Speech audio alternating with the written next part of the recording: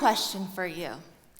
How many of you here have ever eaten insects? Okay. Well, for those of you who haven't, today is your lucky day. I make food with insects, and today at lunch, I brought you guys some treats. But you're probably thinking, oh God, she's probably one of those new age kids who rides around on a bike with a big sticker on the back that says, "Arms are for hugging," and drinks kombucha and eats kale and then Instagrams it, #organic. But actually, that's not at all who I was and the plan I had for myself. In fact, I was your pretty typical overachiever. Just like Hermione Granger over here. I had straight A's in school, got into Harvard, I worked at Microsoft, and then I was gonna go to business school.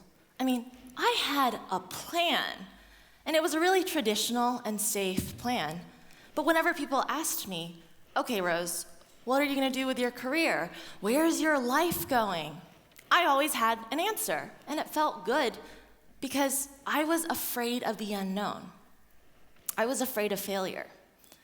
But then something happened in Beijing that completely changed my life. I was with my college friends on the streets, and one of them dared me to eat a fried scorpion. And the first thing I felt was fear. Oh my God, what if this tastes disgusting? What if I eat it and I die? But I couldn't back down from a dare. So I closed my eyes, and I bit down super quickly. But guess what? It tasted like shrimp. And so a week later, my college roommate happened to send me an article about why we should all be eating insects. And in that article, here's the article right here. We found out that insects are one of the most sustainable protein sources out there.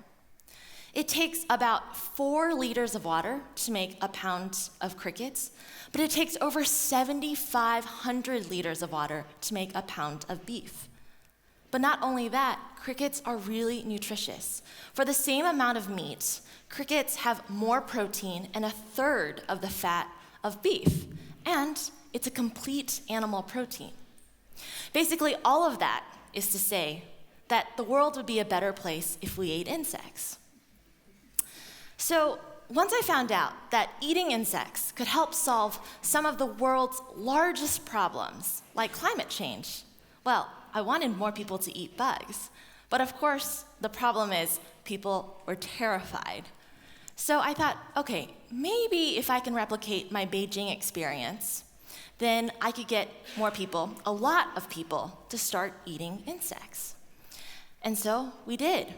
My roommate and I, we started ordering mealworms and waxworms and crickets from the local pet shop, and we fried them up in our dorm rooms and tried to feed them to our friends. Yeah, exactly. It did not go well. People were so freaked out, and I was pretty bummed out, but it made sense, right? You don't want to see the whole insect right before you eat it. So we're like, okay, maybe we can change the form factor, like we're so used to with hot dogs and sausages. And so we tried to make a ground meat out of it. And we made it kind of like ground beef and put it in tacos. Like these. These are our tacos. And we brought it to the Harvard Innovation Lab for the first ever pitch competition. And we made about 50 of them. And we put it in the fridge. We come back 2 hours later, and there were only 5 left because we forgot to label them. And people thought they were eating beef tacos. And that was really exciting for us. We were like, oh my gosh, people love insects. So we took it to the judges, and we said, look, everybody ate them. You have to eat them too. And they said, no, I am not eating mealworms. And that was a good lesson for us. Because while, yes, it was still something that was masked, we needed to have something even more distant in form factor. And that's when we landed on cricket flour. which is crickets dried and milled into a powder. And then we thought, okay, what could we put cricket flour in that people are going to love? Chips. Who doesn't love chips, right? And while only 20% of people would try our mealworm tacos, almost every single person wanted to try our cricket chips. And actually, recently, a study by ETH Zurich and Peking University did a study on the psychology of eating insects. And they found the same findings that we did, which is that people were much more likely to eat insects if it was incorporated into more familiar foods. Don't you love when science proves what you already know? And something was happening. While my roommate and I were becoming more and more familiar with eating bugs, because we were constantly engaged with it, constantly exposed to it, our fears went away because it didn't hurt us. And in psychology, they call this exposure therapy. I just call it life. But the problem is, while we were transforming our fears, the rest of the world wasn't. We were still tackling really deep-rooted fears in people. And while we were probably going to win against our personal fears, we were probably going to lose to everyone else's. And here I was at crossroads. One, we had an idea that could potentially, save the world, but it was an idea that terrified people. I mean, who starts a non-Halloween themed company that way? Yes, please give me money and I'm gonna scare you, thank you. Two, it was an idea that I was afraid that it was almost as crazy as it seemed. I remember the first time we pitched to an investor.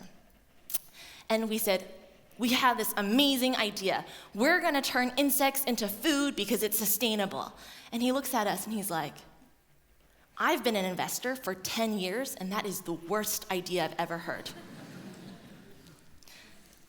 I had a 99% chance of failure. 95% chance because 95% of startups fail, and an extra 4% for bugs. But here I was, sitting on an idea that has the potential to change food's impact on climate change. And I wasn't ready to walk away. And that's when one of my advisors gave me the best pieces of advice ever. He said, Rose, you shouldn't make decisions out of fear. And so many people in life are gonna tell you how crazy you are. But that's the thing, you might not be the only crazy person out there. So why don't you go out and just ask people? And so we did. Last May, we launched a Kickstarter campaign. And we wanted to raise $30,000 in just 30 days. Not only did we raise that in just 3 days, but we ended up with $70,000 with over 1,300 backers from all over the world, making us one of the most funded food Kickstarters ever. Again, our fears were disproven. And then Yahoo caught wind of our Kickstarter campaign, and they published an article about us that landed on their front page. And in this article, they asked, would you eat chips made with bugs in it? They got the wrong bug, but it's okay. And over 13,000 people responded, and 51% of people said yes, which is more than people win elections with, so I'm pretty happy. And over and over again, we put one foot out the door, waiting for the door to slam in our face. But over and over again, the door just opened wider until our entire bodies were out the door and we became full-time bug entrepreneurs. And I started my company called Six Foods. But the thing is, it's not that I just started outright with an insect food company. No, I first had a fried scorpion in Beijing. And then little by little, I let each step take me to the next until I was away from my safe and traditional path. And that's the key to facing your fears. It's about the little wins. Each time you face a fear and it's unfounded, the longer or the better you'll overcome your fears in the long run. It's like a game. One for you, one for your fear, until one of you guys wins the game. And that's the same thing about eating bugs. I know that everything is a process now, and I want to meet people where they are. I'm saying, yes, I understand. you are scared of eating that bug. So let me make this easy for you. I've made a cricket chip, which is crickets dried and milled into a powder, so you cannot see, taste, feel, really anything of the cricket. And all I'm asking for you is to try and take the next step and just try it. And then you can reassess your fear. So the question is it one for you or one for the bug? What I've learned is that in life, I cannot choose whether or not I have fear. But I can choose whether or not that fear controls me or if I control that fear.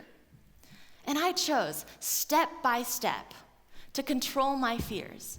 Because what we're doing is much bigger than eating a fried scorpion. And it's much bigger than eating a cricket chip. And it's more than just me overcoming my fear of eating bugs. And it's more than just me turning away from the safe path. It's actually about what comes after I overcame my fear. Because every single day, I get to feed people insects. And I get to see that look on their face, from having that really scared expression to then curious, and then this spark of, oh my God, I just blew my own mind. Look, come over their face. And that's amazing.